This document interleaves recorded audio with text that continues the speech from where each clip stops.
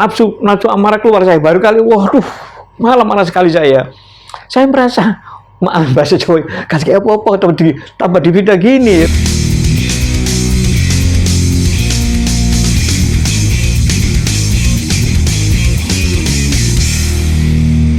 Assalamualaikum warahmatullahi wabarakatuh. Assalamualaikum. Jumpa lagi dengan channel Ansor Surabaya TV. Kali ini saya berkunjung ke Pondok Pesantren Rodotul Khair ya. Aswan Kiai Haji Khairon Syuaib, atau lebih populernya dipanggil Kiai Prostitusi. Ngaji ya ngaji, ngopi ya ngopi. Assalamualaikum Yai. Waalaikumsalam warahmatullahi wabarakatuh. Yai Khairon ini adalah alumni Pondok Pesantren Tebu Ireng. Beliau adalah murid langsung Kiai Haji Abdurrahman Wahid Gus Dur Kiai.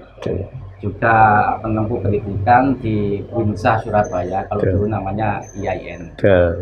Kali ini saya mau bertanya-tanya tentang lokalisasi Bangun Sari yang saat ini alhamdulillah sudah tutup ya, hampir 100% sudah nggak ada kegiatan prostitusi.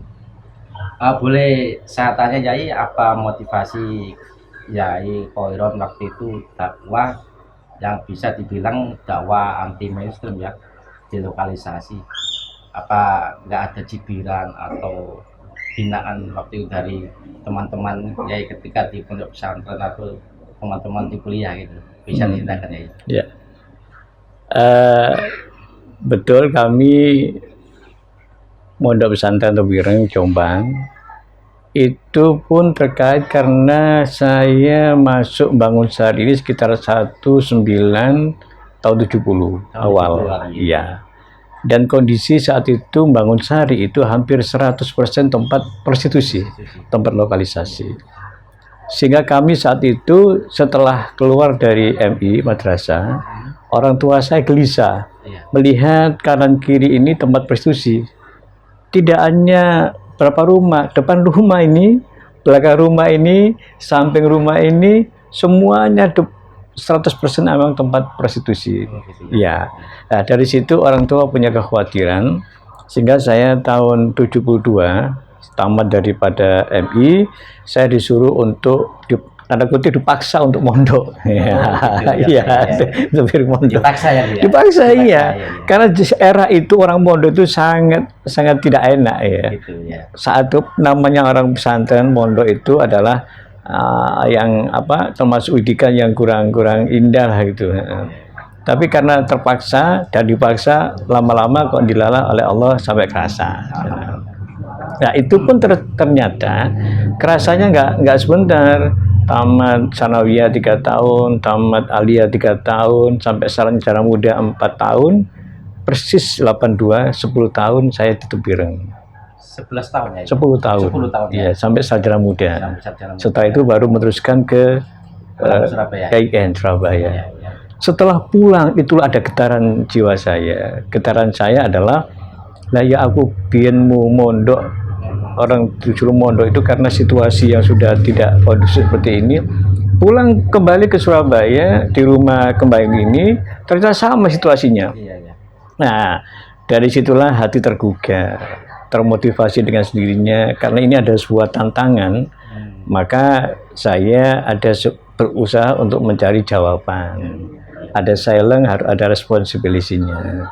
Tantangan saya cuma satu. Loh, aku kalau mondok ini gunanya apa nih dalam situasi kemungkaran prostitusi yang lokalisasi ini, aku diam-diam saja. Nah, maka bahasa orang kita dulu, kita mencoba berusaha untuk mengamalkan ilmu pengetahuan. Ya, ilmu pengetahuan yang kami lakukan yaitu berusaha untuk mendekati warga sekitar. Ya. Teknik dakwah pertama kali Yai gimana itu? Waktu pertama kali katanya dulu harus masuk ke biskup ya, terus mungkin bisa diceritakan Yai? Iya.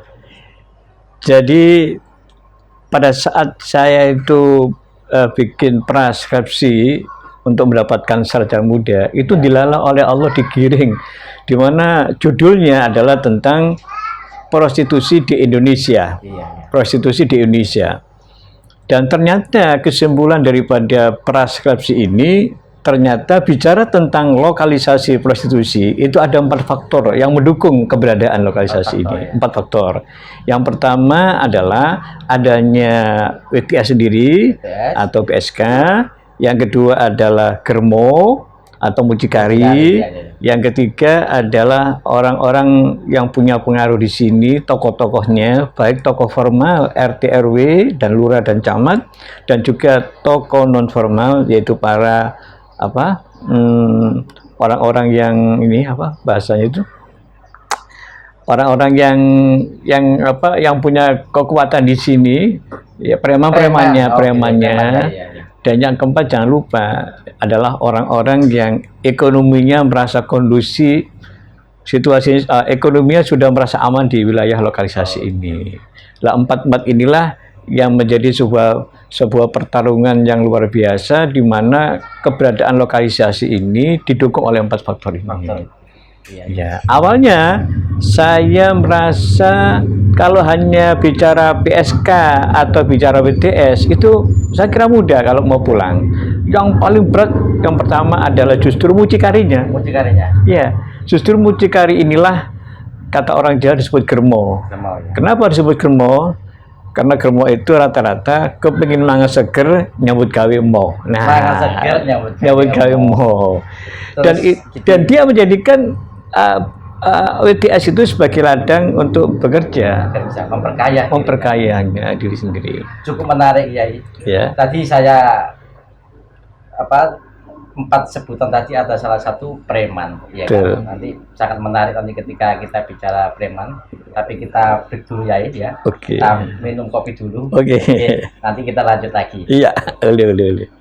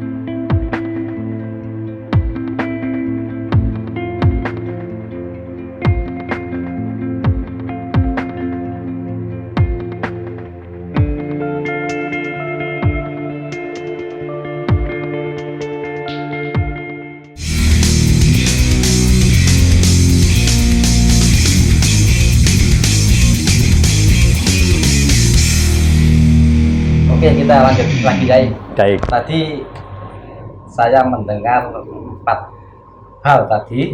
Salah satunya adalah preman. Saya pernah membaca kisah Yai. Ya, kisah Yai ini kan sudah banyak diekspos di media-media kan ya. Salah satu di Facebook itu dulu ada namanya Rijal Mumajik menulis tentang kisah preman yang sangat memusuhi Kiai ketika berdakwah. Ya. Dan sekarang menjadi pengikut setia. Nah, itu bisa dicerikan ya gimana ya. Jadi 4 faktor tadi yang 4 komponen orang-orang yang punya pengaruh di lokalisasi, yaitu WTA sendiri, kemudian mucikari, karena mucikari menjadi bisnis mereka, dan yang ketiga adalah para tokoh-tokoh formal, yaitu utamanya RW. RW di sini itu seperti zaman itu seperti wali kota. Karena kebijakan ini menakutkan para germo. Kalau RW sudah mengatakan awas, takut tiarap semuanya. Itu tokoh yang formal. Kemudian yang non formal, ya tadi siapa? Premannya. Nah, preman ini sama. Preman ini merasa bahwa dia mencari kerja, cari kesibukan di dunia yang remang-remang ini, dan dia merasa itu mendapatkan semuanya, kenikmatan duniawi dan kenikmatan batinnya, karena ingin memuaskan kesenangannya itu. Dan memang saya seringkali mendapatkan ini ya ultimatum atau ejekan atau cemoohan pada saat kami sudah masuk ke dunia dakwah. Ya. Nah, dakwah saya itu yaitu saya ingin mengembangkan ilmu itu saja. Sehingga saya dekat dulu dengan RW. Karena RW ditakuti, dekat saya. RW saya itu setiap hari pasti mau limo dilakukan, yang mendem, yang mabuk, yang main perempuan, itu semua dilakukan. Tapi RW-nya iya. Tapi justru saya melihat itu, fenomena itu, bukan saya membenci. Justru saya semakin dekat. Karena saya ingin mendapat masukan, apa saja yang diinginkan mereka itu. Nah, di antaranya tadi pertanyaannya, yang non formal yaitu para preman. Nah, preman ini juga seolah juga menghadapi ini, karena memang dia mencari untung di situ, mencari kekayaan di situ. Ya, nah, dengan demikian, tapi saya berusaha untuk preman pun saya tahu, preman RW yang maaf bahasanya di sini mendeman, main perempuan, itu ternyata saya sedekati. Rata-rata apa ngomongnya? Pak Oron, aku gini-gini, kemudian dadi apik. Aku masih ingin jadi apik loh. Berarti dengan demikian mereka-mereka itu terjebak dalam kubangan dosa ini ternyata bukan kehendak hatinya, tapi dia juga ingin keluar dari pertarungan yang dahsyat seperti ini. Itu. Ya kalau ancaman sih kemana-mana. Justru saya berbuat baik, mereka pasti berusaha. Nih iso lokalisasi tetap langgeng. Ya apa ada di PSK ojo sampai mulai. Nah, sedangkan kita berusaha untuk mengaruhi supaya mereka itu harus pulang. Iya, kabarnya Jaya Poiron juga waktu itu sempat di demo warga juga kan dari ke pondok pesantren ini ya. Itu juga terkait dengan dakwah Kiai ya. Itu sudah merupakan ini arus puncak dari sebelum penutupan. Gitu. Jadi ceritanya dakwah saya memang evolusi aja, mengalir aja, karena setiap pengajian yang awalnya dulu di gedung biskup ya. Kemudian setelah 2 tahun, kenapa di gedung biskup? Karena mereka lebih familiar suasananya. Jadi film diputar 10 menit, berapa jam, kemudian kita ngasih ceramah. Berarti kerjasama dengan pemilik biskup? Biskup, iya. Oh gitu ya. Khususnya RW, karena RW ini orang yang punya kekuatan. Jadi siapapun yang punya apa-apa di sini dengan RW pasti takluk. Nah, kemudian di RW di biskup yang ada di Gang 5, Gang Tengah itu sekarang dibeli Pak Haji Arifin. Salah Biskup Bintoro kalau salah ya itu. Terus ada 2 lagi, ada 1 lagi. Yang di Lasem. Ya, tapi yang di sini yang di Bintoro ini. Oh, yang di Gang Tengah, Gang Tengah ini. Iya. Betul. Setelah terkondisi 2 tahun baru dipindahkan ke Balai RW. Dan pengajian itu satu-satunya mungkin di Indonesia yang langgeng setiap hari Jumat sekitar pukul 3 sore ya, pengajian jam 3, jam 5 selesai. Dan itu kami lakukan selama hampir 25 tahun lebih. 5 tahun setiap hari Jumat kecuali hari puasa. Nah, orang mencemooh, orang-orang yang sedikit intelektual pasti mengatakan, "Tat, apa nggak percuma sampai ngasih pengajian semacam ini?" Oh, nyatanya setelah sampai ngasih pengajian, ternyata kasih pengajian jam 5 sore, dia langsung dibokek oleh orang mereka. Nah, saya hanya mengatakan, enggak, saya nggak percuma. Sebab selama ceramah, saya hanya mengatakan, masih ada kesempatan untuk bertaubat. Nah, soal mereka taubat, hidayah Allah. Kalau misalnya sebulan, 1 tahun, 2 tahun belum tobat, berarti hidayah belum datang. Ya kalau boleh tahu ya, itu ya pengikut pengajian itu WTS saja apa sekaligus mucikarinya? Kedua-duanya, WTS dan mucikari. Dan itu cara mengundang pertama kali gimana ya? Nah, itu kita punya taktik yang luar biasa. Taktik kami hanya satu, kalau saya yang ngundang, jelas mereka nggak akan mau. Dan kalau saya mengundang, musuh saya semakin banyak. Nah, dengan demikian, maka saya mendekat pada RW, karena Pak RW pun kalau ditanya, aku masih ingin jadi abiran. Sehingga Pak RW itu setiap hari Kamis itu mengedarkan undangan ke wisma-wisma atau rumah-rumah perdil itu, supaya anak buahnya dikeluarkan minimal mengikuti pengajian hari Kamisnya, sehingga di Jumatnya jam 3 mereka berbondong-bondong. Nah, saya datang seperti tamu. Jadi saya datang sebagai tamu, sedangkan yang mendatangkan mereka bertanya, orang-orang yang belum tahu sini bertanya, apakah betul mereka mau datang? Datang aja kalau hari Jumat. Kaget, kok mau datang mereka dari seluruh arah? Iya, WTS beratus-ratus itu. Saya bilang, yang utama bukan saya Pak RW, saya murni hanya ngasih pengajian itu aja.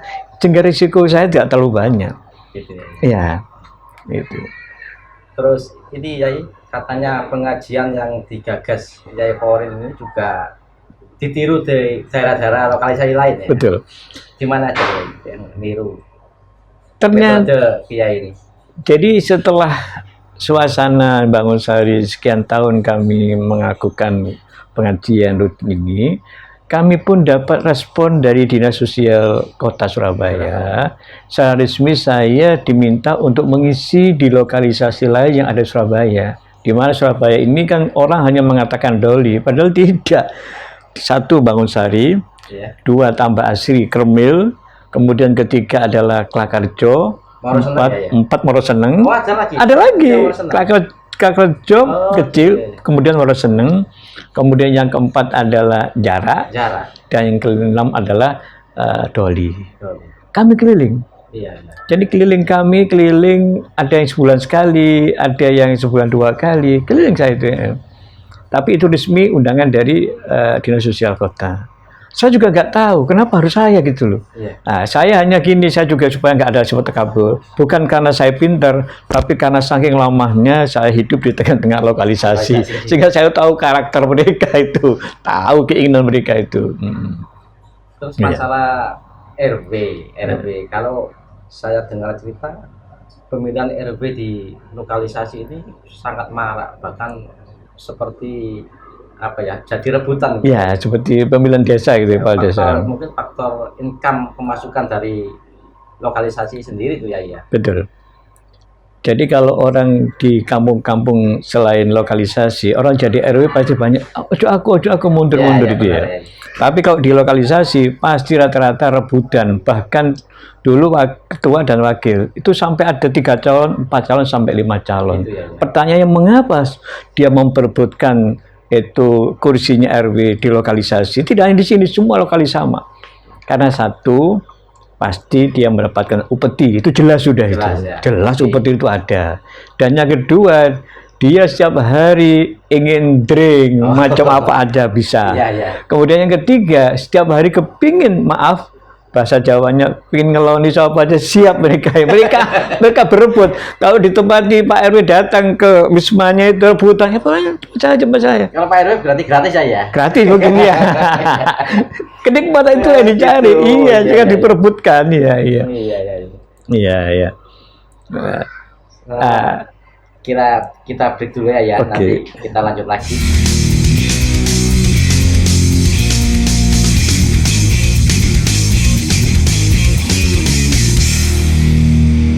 Ya, kita lanjut lagi ya. Mengenai lokalisasi Bangunsari. Ini kan sudah sangat lama ya. Sudah hampir 30 tahun. Lebih 4 tahun, 50 sudah ada. 50 tahun. Berarti sudah 6 dulu di Bangunrejo ya. Terus bergeser ke Bangunsari. Betul, sudah membaur antara Bangunsari dan Bangunrejo ini. Ya. Kalau sudah hampir 50 tahun, artinya kan sudah sangat mengakar ya. Betul. Sangat mengakar. Betul. Terus bagaimana caranya ya kok sampai hilang? Bisa dikatakan hilang. Iya. Betul. Metode apa lagi yang Yai lakukan waktu itu? Ya. Kayaknya kan susah. Sudah mengakar 50 tahun kemudian bisa hilang gitu loh ya.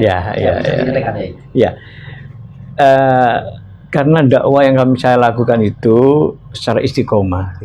Keberlangsungannya itu terus menerus tanpa henti. Dan kami terkait dengan masalah dakwah di lokalisasi, khususnya waktu awal-awalnya Bangunsari, kami hanya berusaha tidak mencari yang lain lah, maaf bahasanya fee dan sebagainya enggak.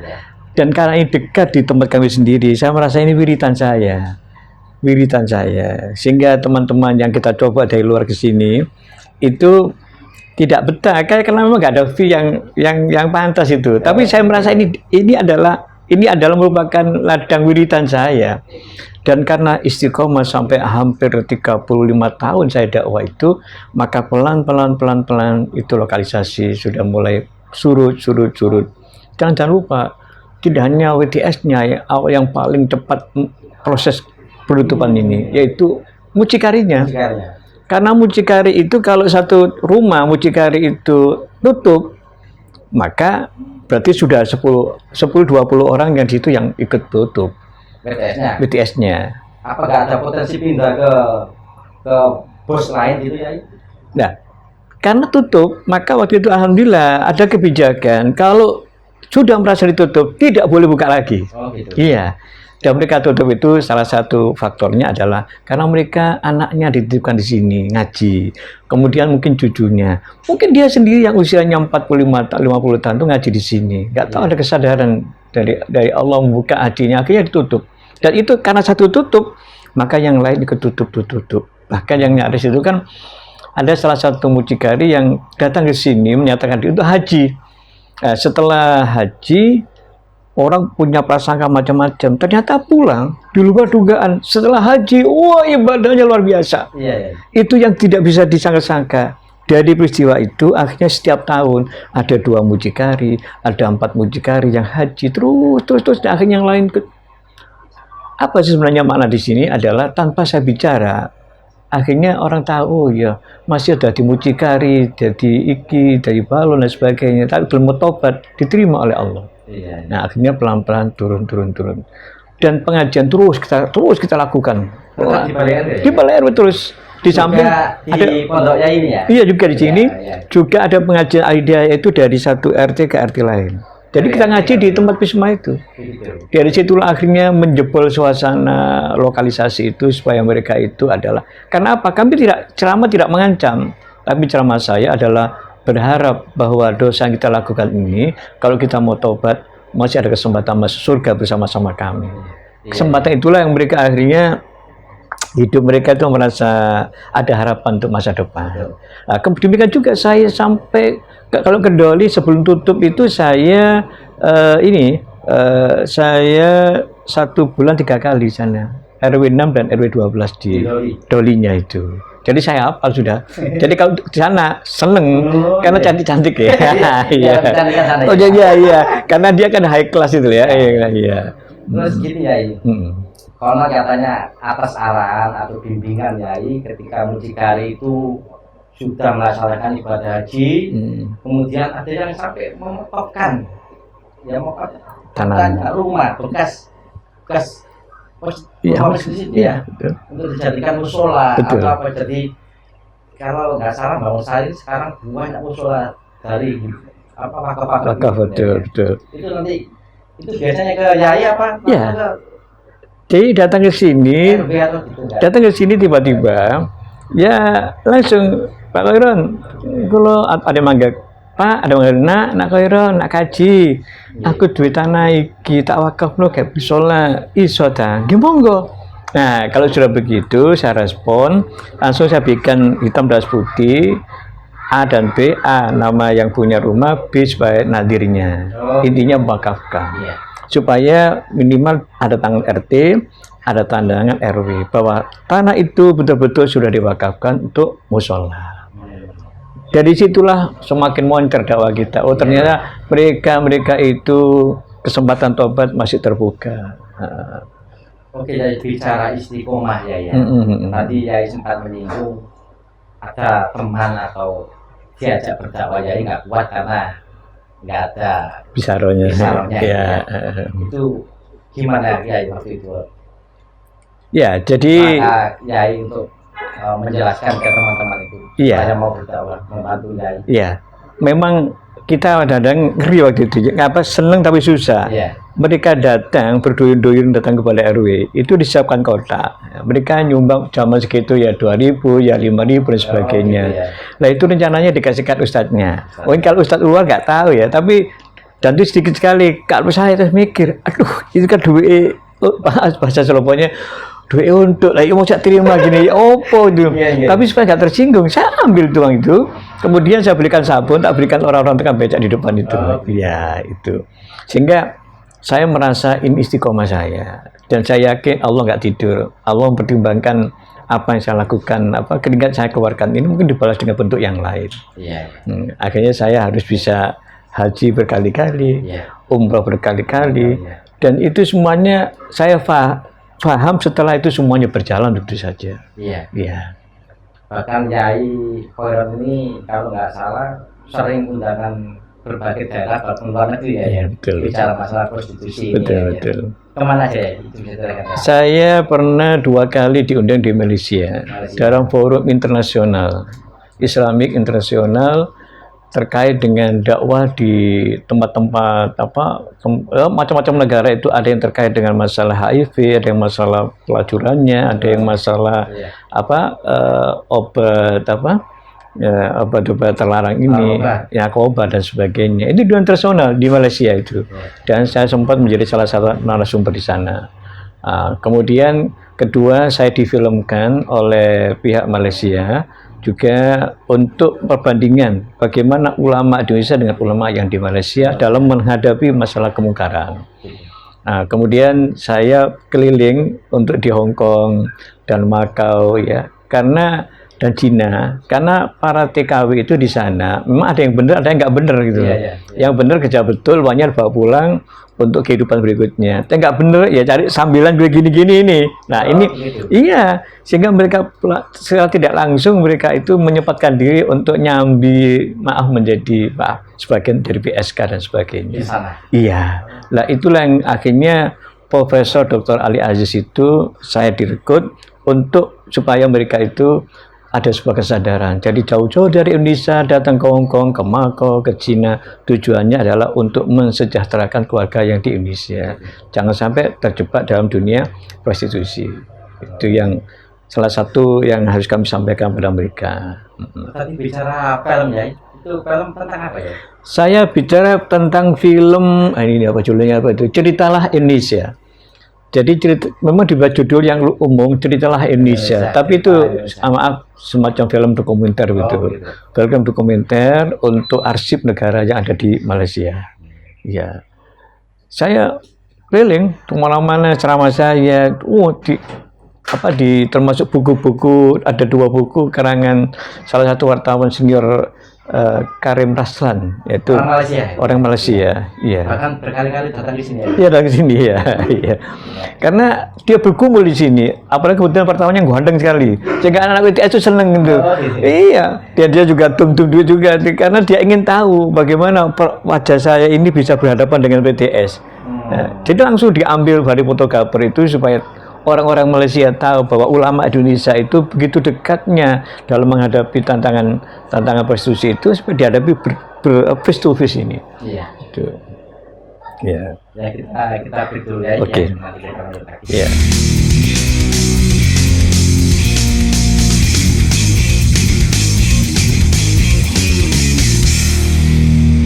Lanjut lagi Yai. Baik. Tadi Yai mengatakan hampir 50 tahun. Dan sekarang puncaknya adalah Bangun Sari tutup, betul. Ya kan? Tutup. Ini pasti melalui jalan yang berliku, ya kan? Betul. Nah, ini Pak Yai bisa diceritakan, mulai harus mendatangi tokoh-tokoh masyarakat, mengajak para mucikari, para PTS, hingga sampai saat ini hampir 100% ya, sudah dikatakan tutup ya. Betul. Itu bisa diceritakan ya yang lebih detail lagi, bahkan konon seperti yang saya sampaikan tadi sempat ada penolakan warga, sampai di demo warga Yai di teror dan ada fitnah juga ya. Iya, luar biasa. Ya, bisa diceritakan ya itu. Ya. Jadi dakwah saya yang saat itu sudah hampir 30 tahun, ya, tahun 2000-an awal itu. Ya. Saya memang ceramah saya, pendekatan saya itu secara pelan gitu, evolusi aja. Saya ambil hatinya, kemudian kita masukkan penajaman tentang bagaimana hidup lebih indah ke depannya, pintu tobat terbuka selamanya. Itu terus itu nggak melakukan, tapi dilalui Allah pelan, tapi pasti berkurang. Di awal tahun sekitar tahun 2010, nah ini baru ada lompatan baru, di mana Majelis Ulama Indonesia Provinsi Jawa Timur, ketuanya menyampaikan dalam forum Forpinda Jawa Timur, dikatakan bahwa Jawa Timur ini kita bersyukur punya gubernur yang bisa menjadikan Jawa Timur lebih makmur, lebih indah. Ya. Tapi ingat katanya, bahwa data yang kami terima bahwa Jawa Timur ini paling banyak kiainya, paling banyak ustadznya, paling banyak habaibnya, paling banyak madrasahnya, paling banyak pesantrennya. Tapi Jawa Timur juga paling banyak lokalisasinya. Posisi dan lokalisasinya. Akhirnya Pak Ketua ini menyampaikan kalau sampai orang-orang Jawa Timur, khususnya para muspida Jawa Timur, nggak berusaha untuk mengurangi, bahkan menutup, maka akan diminta pertanggungjawaban di akhirat.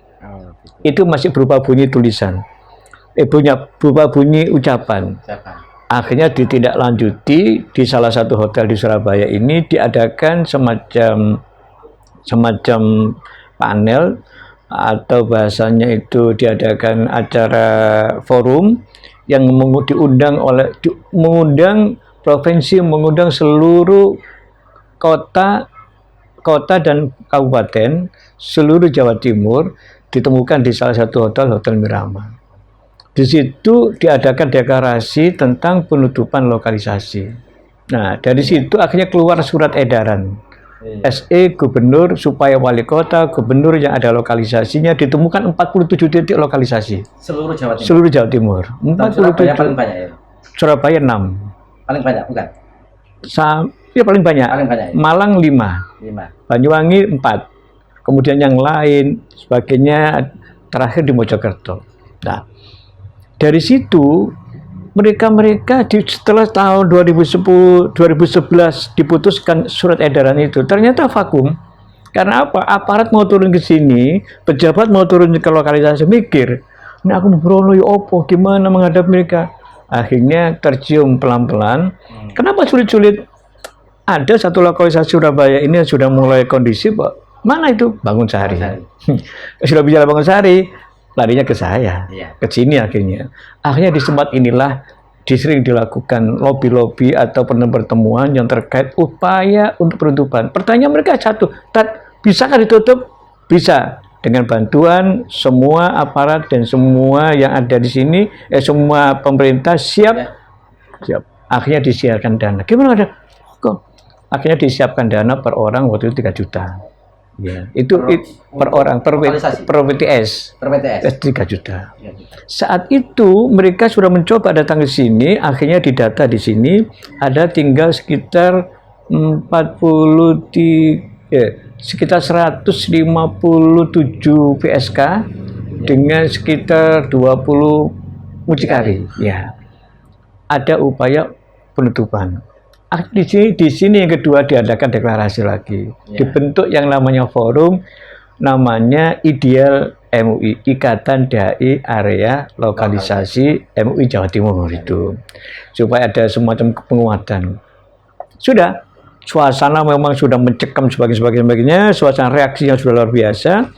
Akhirnya para pejabat berusaha, ya opo, gimana caranya untuk menutup awal pertama kali ini.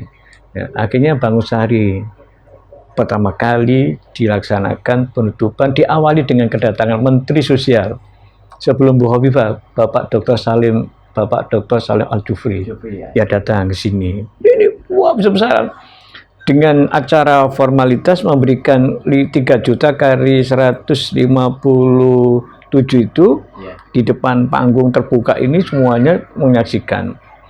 Nah, dari situ, setelah itu kami lanjuti ada pengajian akbar, istighosa dan pengajian tahlilan itu kita adakan.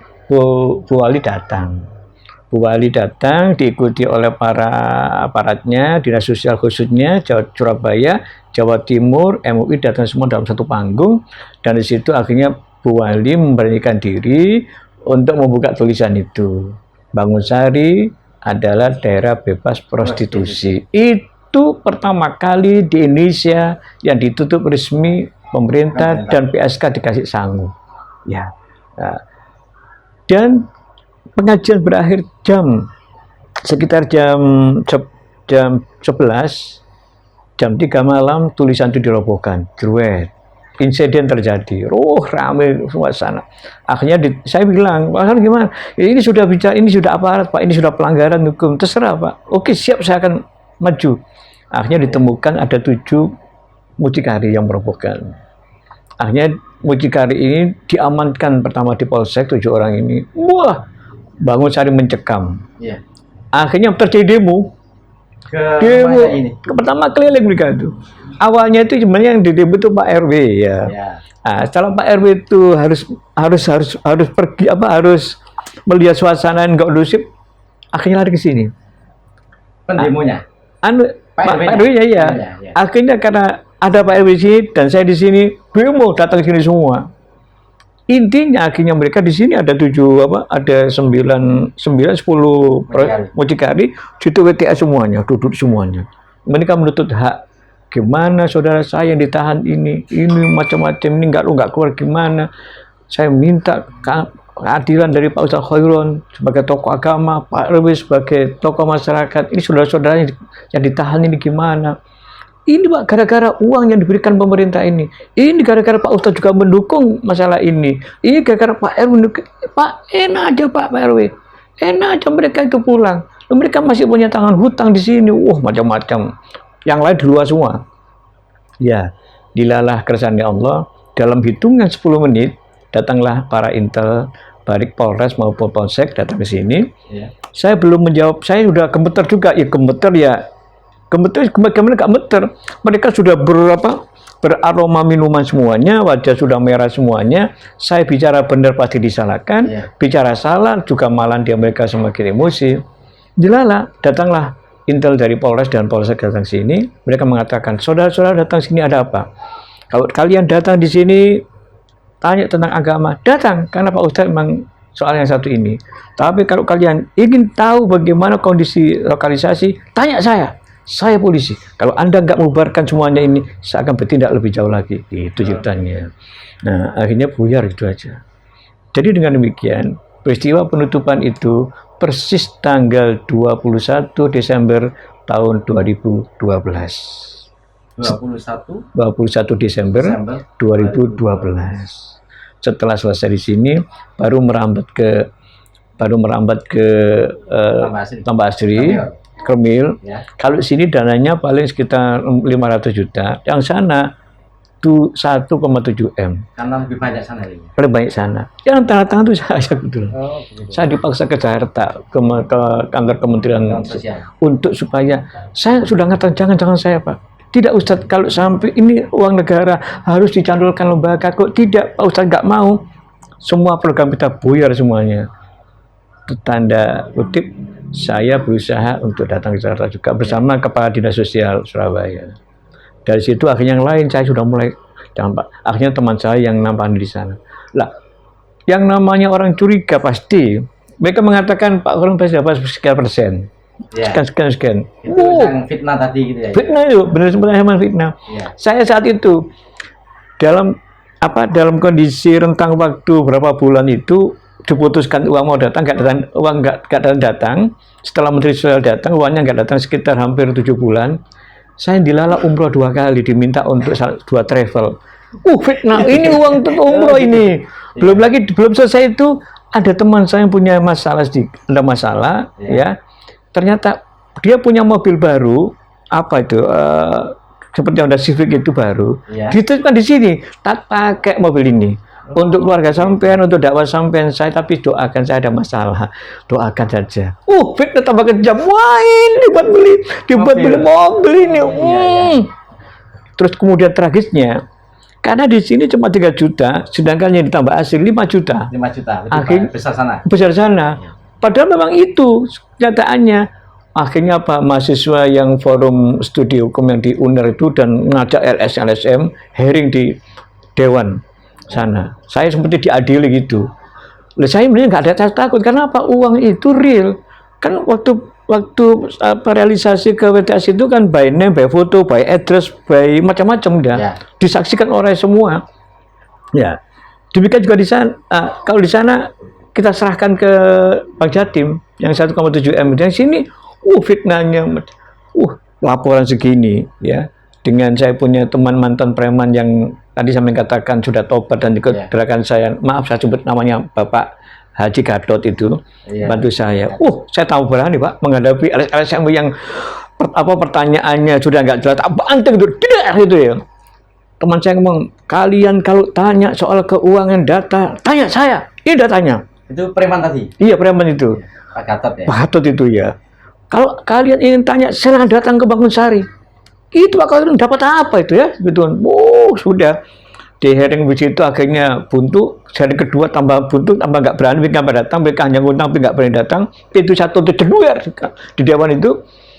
wis nafsu amarah keluar saya baru kali, waduh, marah sekali saya merasa, maaf bahasa Jawa, kasih apa-apa tambah di beda gini, tapi saya nggak pernah masuk dewan gitu, emosi saya mulai, akhirnya Pak RW, akhirnya dia mungkin mereka menyisir ke RW, keluar, kecamatan, memang nggak ada Pak das, untuk Pak Khairon secara pribadi untuk lembaganya dia di pondok nggak ada, memang nggak ada, sampai sekarang pun ditanya, ya nggak ada memang, sampai yang ditambah Asri itu, untungnya saya limpahkan ke Bang Jatim itu, ya memang nggak ada untuk kita ya itulah, disitulah ada halus yang harus saya korbankan, cemoan itu sebagainya, ya orang-orang yang dulunya dengan saya begini, ujikan bicara gini, marah semua begini ya, karena dia merasa usahanya tertutup ya. Nah itu. Ya sebelum dilanjut pertanyaannya, tapi karena itu semua kita lakukan dengan kebersamaan dengan teman-teman Lini, teman-teman para tokoh-tokoh dai kita, ada kebersamaan juga aparat sebagainya. Ya semuanya berlalu juga. Tapi gitu, selama 2 tahun hampir 3 tahun, Bangunsari betul-betul dalam kondisi yang gelap.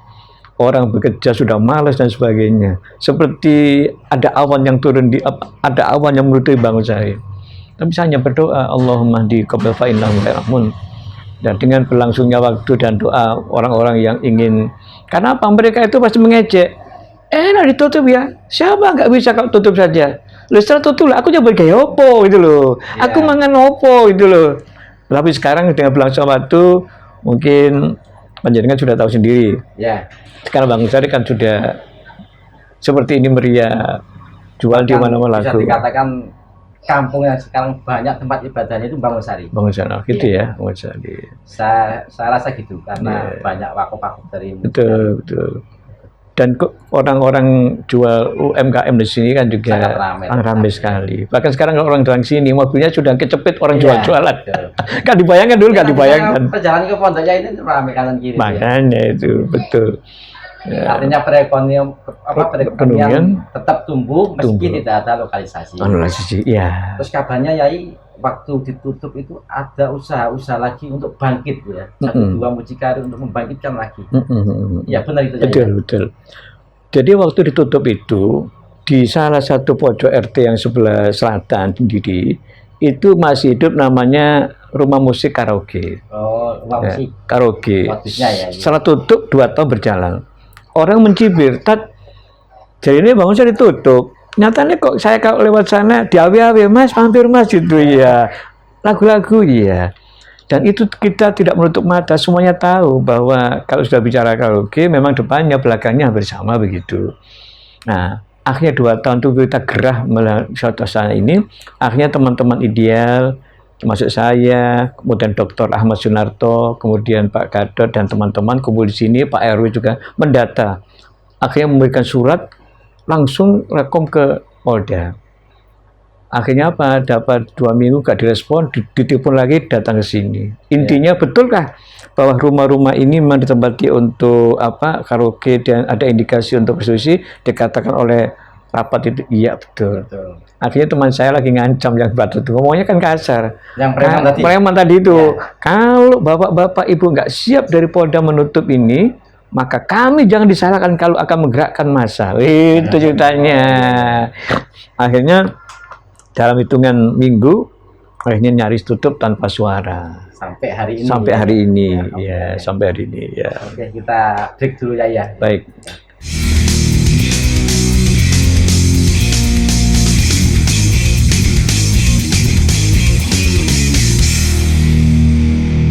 Kita lanjut lagi Yai. Ya. Kalau lihat cerita, mendengar cerita perjuangan Yai Khairon dalam berkhidmah berdakwah di lokalisasi ini kan begitu besar tantangannya. Ini sebelum kita akhiri Yai perbincangan hari ini, mungkin Pak Yai Khairon ada tip-tip khusus untuk dai-dai muda menghadapi tantangan zaman sekarang ini, monggo sampaikan. Ya. Jadi bicara dai itu kan artinya mengajak. Ya. Kalau sudah bicara mengajak, yakin ada yang mau, ada yang tidak mau. Nah, dalam menghadapi mau tidak mau itu nggak usah terlalu terpikirkan. Like and dislike itu sudah manusiawi sekali. Gitu ya. Maka yang penting adalah dai ini istiqomah. Istiqomah dalam rangka untuk mengajak kebaikan, mengurangi keburukan dan kejelekan dan kemungkaran. Berhasil tidaknya itu adalah hidayah dari Allah. Dia jadi baik berarti hidayah dari Allah. Kalau dia belum jadi baik berarti hidayah belum turun ke mereka. Nah, berikutnya yang kedua, bahwasanya kita ya keikhlasan diutamakan. Keikhlasan. Saya kira semuanya para dai itu semuanya baik. Karena kuncinya hanya dua, ya Al-Quran dan hadis. Kalau bagi orang itu tambah lagi, yaitu irama-irama yang menjadikan mereka bersenandung, baca sholawatan. Itu yang menjadikan suasana lebih indah. Itu.